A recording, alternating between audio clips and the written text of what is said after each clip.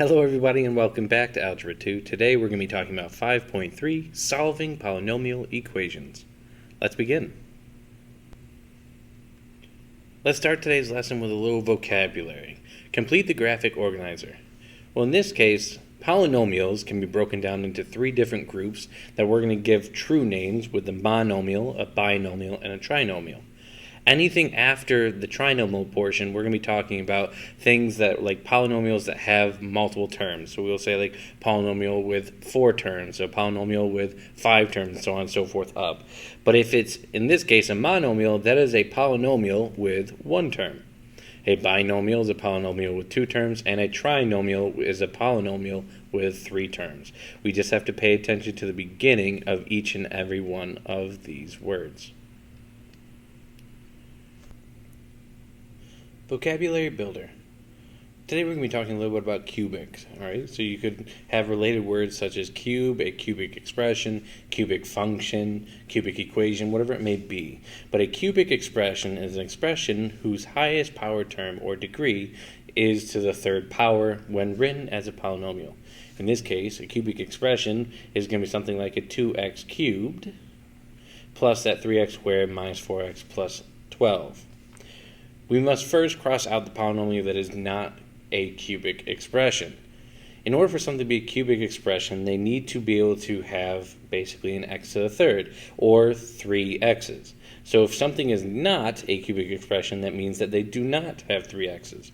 In this case, if we were to multiply the x times the x plus 1 times the x minus 2, this will actually be cubic because we have 1, 2, 3 total x values. That if we were to multiply them all out, they'll give you the x cubed. This one has an x cubed, so we know that this one is in fact a cubic expression, and we know that the final one has an x cubed, therefore it is also cubic. That leaves us just with that x squared minus 2x plus 4, which is going to be considered the non-cubic, because this is actually a quadratic expression. Circle each cubic expression. Like I said before, in order for something to be a cubic expression, you need to have an exponent of 3. That being said, we also have to have the simplified version of the exponent of 3, and it needs to be written in a polynomial type manner. In this case, we have an x cubed plus 2x squared plus 3x plus 5. That would normally be a cubic expression. The only downfall is they put the x plus 1 on the bottom, meaning that x cubed is going to be at some point going to be divided by that x value, giving you no more than that x to the 2nd power if it actually was to divide out evenly. And therefore, this is not a cubic expression. The 1 over x to the 3rd power plus 6 is also not a cubic expression because the cube cannot be in the denominator. If that is the case, that's actually really an x raised to the negative 3 power, which is not being cubed. We have an x to the 4th plus 16x all over x. As of right now, I don't see the highest exponent being a 3. But if I were to divide both of these portions out by that x, you would in fact get the x cubed plus a 16. And therefore, this is going to be considered a cubic expression. And we can easily see that this one is clearly a cubic because it has x cubed, and that is the highest exponent given. So those are going to be the 2 cubic expressions. Write the coefficient of each cubic term. Well, the cubic term is going to be the term that is attached to the x cubed. In this case, the coefficient. Well, the coefficient of the cubic term is going to be the number that is attached to the x cubed. So in this case, the very first one is going to be a positive 2. The next one, although it's not being shown, it is going to be an implied 1. And the final one is going to be a negative 5. Great job. Problem 1. Solving polynomial equations using factors. What are the real or imaginary solutions to this equation? X squared minus 1, x squared plus 4 equals 0. The equation is solved below, but can we write a justification for each step? Well, they rewrote the original equation, and then it looks like we are able to actually factor out the x squared minus 1 into 2 different factors. We have an x plus 1 and an x minus 1. and we are just going to bring down that x squared plus 4. So the justification for this one would be we factored the x squared minus 1 using the difference of two squares. Knowing that information, once we get our factors, we can actually set each and every one of these equal to 0 using the product property, using the zero product property, which will allow us to have x plus 1 equals 0, x minus 1 equals 0, and the x squared plus 4 equals 0. We then just have to get the x by itself. So first step I'm going to do is I'm going to subtract the 1 from both sides. I will then add the 1 from both sides, and I'll subtract the 4 from both sides. And we're going to call that solving each equation for x. But we haven't fully solved for that x yet, because that x squared needs to be just an x. We can't have that square. So in order for us to get rid of it, we have to take the square root of both sides. And then we must simplify it down. So our x is going to equal a plus or minus, because we are talking about taking the square root of something. All right, and it's going to be the square root of 4, which is a positive 2. However, we have that negative on the inside of the square root, and that's where the I comes from. So our real solutions will be a negative 1 and a positive 1, and our imaginary solutions will be the plus or minus 2i. So let's start off by talking a little bit about how to actually factor out polynomials by paying attention to polynomial factoring techniques. All right, the very first thing that we're always going to look for is we need to make sure that we factor out the GCF first. One, it's always nice to put it out in front anyway, but two, and probably the most important reason, is if you can factor out the GCF, or the greatest common factor, the numbers that we have to worry about factoring after that will always be significantly smaller than the numbers that we started with, making our job much easier. So in order for us to take out the greatest common factor, you have to figure out what is the largest factor of 12, 8, and 48. In other words, what is the largest number that will multiply to give you 12, 8, and a 48. And in this case, a 4 will be the largest number that will go into 12, 8, and 48. You then have to pay attention to the variables. In this case, the variables are going to be x, and more importantly, each and every one of these will have an x variable. That being said, how many can we actually take out is always the question that you need to ask next. And in this case, you always take out the lowest exponent. And in fact, every case, you always take out the lowest exponent. So that's going to be the x to the third power. So we're going to be taking out a 4x to the third power.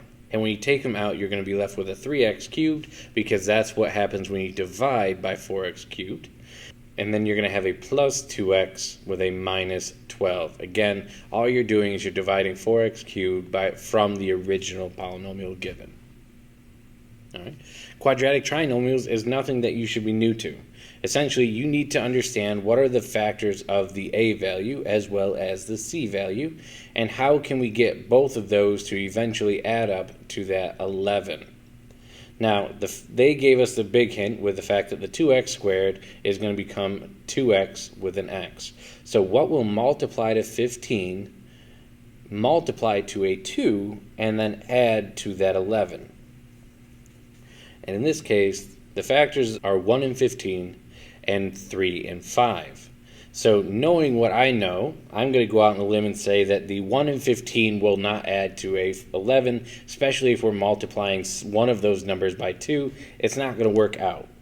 That being said, we now know that we are going to be working with a 3 and a 5. 3 times 2 will give you 6. 6 plus 5 will in fact give you 11. So now I know that that 2 is going to be multiplied by this number over here, which is going to be a 3, giving you that the first box is going to be the 5, because it has to be 5 times 1, and then we have a 2 times 3. If you were to multiply all of that out, you're going to get 2x squared plus 11x plus 15. The next one is perfect square trinomials. Perfect square trinomials are very easy to factor out. They're very quick and very simple to even multiply to give you the full polynomial. And that is, all you have to do is pay attention to the beginning and the end. All right? And whatever the beginning is times the end times 2 is going to give you what's in the middle. And when I say what's the beginning, you're really going to be taking the square root of the beginning times the square root of the end, which is going to be x times 7. You're going to multiply that by 2, and that's going to give you a 14x, which is going to go in the middle. That being said, you can also work your way backwards from it by taking the square root of the first term, which is the x, and the square root of the last term, which is that 49, is going to become a 7. And the only thing we have to pay attention to now is that that negative next to the middle term, next to the b coefficient, is going to end up having to be inside that binomial parenthesis portion. The difference of two squares is going to be a little bit more challenging to see here and there, but essentially it's done the exact same way as before. You're going to take the square root of the first and the square root of the last. The square root of the first goes in the first spot, so we have a 4x because 16 is a perfect square for 4, so the square root of 16 is going to become 4. The square root of x squared is x, and that's where you get the 4x from. And then there is no nice number when it comes down to the square root of 11. But it still can be written as part of the factor. And then, if you can kind of see, we have a 4x right here and a 4x over there, so if we have a square root of 11 right there, we must have a square root of 11 inside that set of parentheses as well. The major difference is the fact that these will have two different signs. If we have a plus sign on the left-hand side, the right-hand side needs to be a minus, and vice versa. Factoring by grouping is a little bit more challenging to see, but it is very, very efficient. So essentially, we're going to be using the factoring, the GCF portion out that we did earlier, but it's going to be looking a little bit different. We are going to pretty much put parentheses around the beginning and the end of this polynomial. And we're going to factor out the greatest common factor of each of these sections. So the greatest common factor between x cubed and a 3x squared will be an x squared. The greatest common factor between an x minus 3 is going to just be a positive 1. So we'll end up with the x squared with a times x minus 3 plus 1 times the x minus 3. But notice, since we have two different things that happen to be inside the parentheses, we are just going to consider that one of our factors. The other factor that we have is going to be what's on the outside of the parentheses, the x squared plus 1. So that's where the x squared plus 1 comes from, and then we have the x minus 3. And last of all of the factoring techniques that we can go is the sum or difference of cubes. And this is, you just need to figure out what the a is and what the b is, and then you just plug it into the equation. Now there are two different ones. You have a positive and you have a negative version. The positive version starts with a positive. The very next sign is always the opposite, and it will always end with a positive. The negative starts negative, goes to the opposite sign, but once again will always end with a positive. All right. No matter what, it always ends with a positive. And if you start with a positive, the next sign will be its opposite. And if you start with a negative, the next sign is going to be its opposite. All right. So essentially, we have to figure out what is the cube root of 8x cubed and what is the cube root of 27. Well, the cube root of 8 is 2. The cube root of x cubed is x. So we know that we're going to have a 2x plus, because we're talking about a positive between the two, a 3, because the cube root of 27 is 3. After that, we just have to pay attention to the middle. The middle comes from an a times b. Well, if our a is 2x and our b is 3, therefore a times b would have to be 6x. So we have a minus 6x, and then b squared is going to be 3 squared, which is 9. And those are going to be the major factoring techniques that we're going to be talking about throughout this section. Great job. Problem 2. Solving polynomial equations by factoring. What are the real or imaginary solutions of the polynomial equation x to the fourth equals 16? Use the justifications below to find the roots of x to the fourth equals 16. The very first thing we're going to do is we're going to rewrite it as a standard polynomial equation. So we're going to actually subtract that positive 16 to the other side. That will give you an x to the fourth minus 16 equals 0. Now that it's set equal to 0, we can go about solving it. The very first thing that they did is they do a little technique called the substitution technique, where they're going to let a equal that x squared. Knowing that, we can now rewrite this, instead of it as an x to the fourth, it's now going to be considered a to the second power, because a to the second power is the exact same thing as x squared, which is equal to x to the fourth. So that's why they're allowed to use a squared. But more importantly, since it's a squared minus 16, we now can see that this is a difference of two squares. So they're going to split it up and put a in both set of parentheses, and then we're going to take the square root of that 16, which is 4, and we're going to also put that in either set of parentheses, separating everything out with a negative and a positive, or that minus sign and the plus sign. We then will replace the a with the x squared, kind of reverting back to the way it used to be, and we'll have x squared minus 4 and x squared plus 4. This will give us another difference of two squares, allowing us to do an x minus 2, because again we're taking the square root of that 4, and an x plus 2, whereas we're just going to rewrite the x squared plus 4 down here. All right, and cross out the equation that does not follow the zero product property for x to the fourth equals 16. X minus 2 is going to be 1, x plus 2 is going to be 1, and we have an x squared plus 4. So the x squared plus 4, that's a-okay. The x plus 2, that's a-okay. They're both shown. The one that is not shown is going to be the x squared plus 2, which equals 0. That's not part of the zero product property.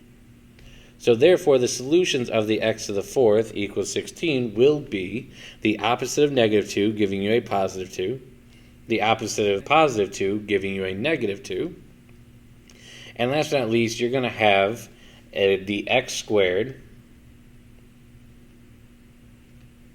plus the 4, and that's going to equal 0. We are then going to subtract 4 from both sides. And when you subtract 4 from both sides, you'll get x squared equals a negative 4.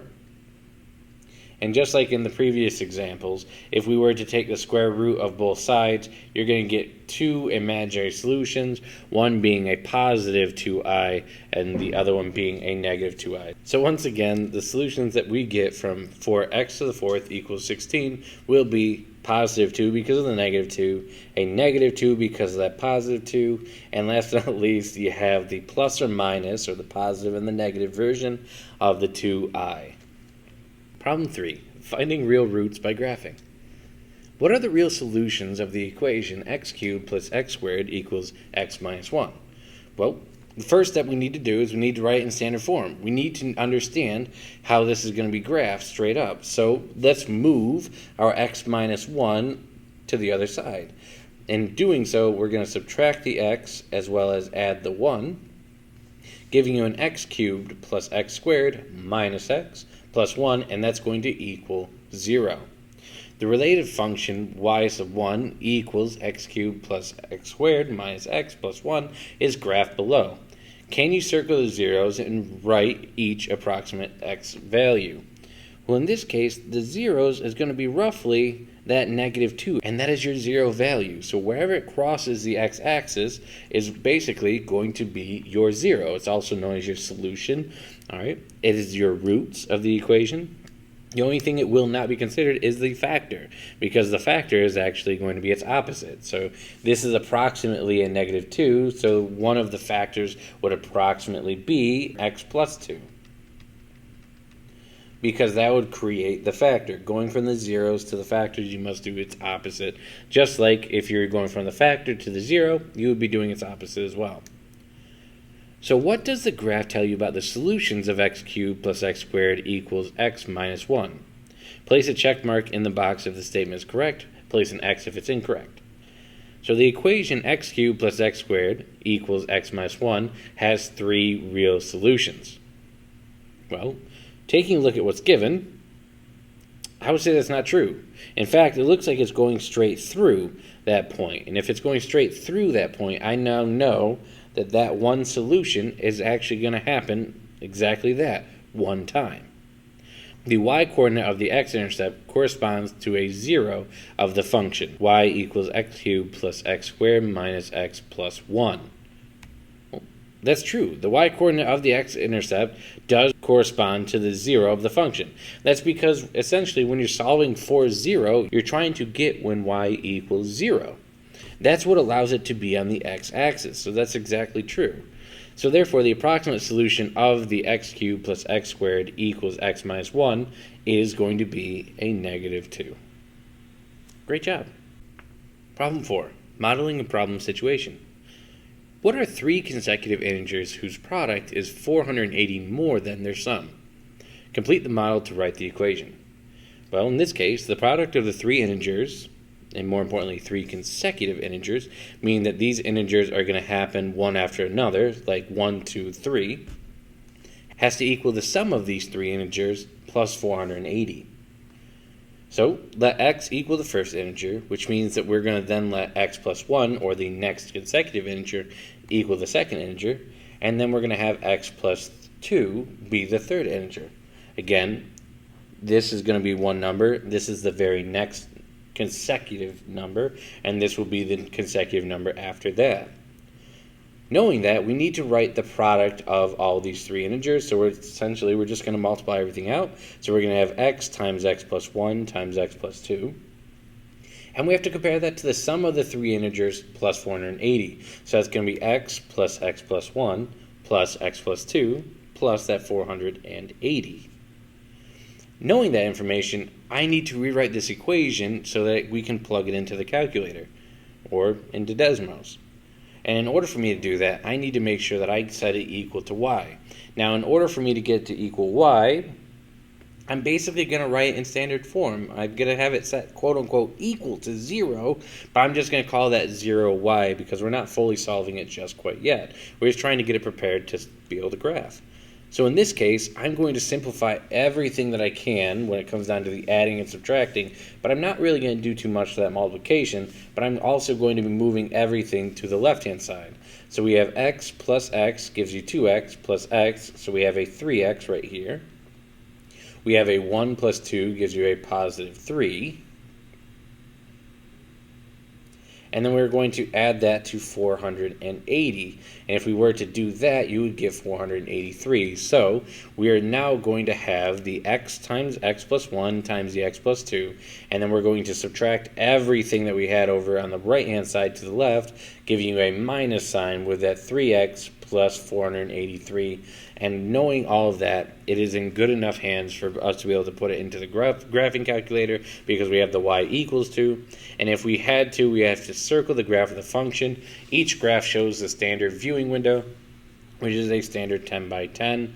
The one that would show up on the graph based off of the 10 by 10 given, I'm going to tell you right now, it would almost look like a straight line. These numbers are way too large to fit on the windowed area. And therefore, the very first graph is actually what the graph would look like if you're using like a TI-84. The value of x is actually going to be right here, which is, in this case, a 7. Therefore, the three consecutive integers whose product is 480 more than their sum will be 7, then 7 plus 1, which is 8, and 7 plus 2, which is 9. And those will be the solutions to the given equation. And finally, we made it to the lesson check. Let's get through this really quick and have a wonderful day. So, the vocabulary. We need to identify x squared minus 64 as a sum of cubes, a difference of cubes, or a difference of two squares. Well, in this case, circle the rule that you use to factor x squared minus 64. Well, looking at it, I don't see a cube. That is clearly an x square, which means I'm going to eliminate the very first cubic right there and the very other cubic down there. It's going to leave me just with the x squared minus the b squared, which is going to equal that a plus b times the a minus b. And doing that, I know that this is a perfect square, x squared, and 64 is a perfect square, which means I also know that this is a difference of two squares. Great job, everybody. I hope everyone has a wonderful day. Stay out of trouble. Don't do anything stupid. And I'll be seeing you guys in the next one.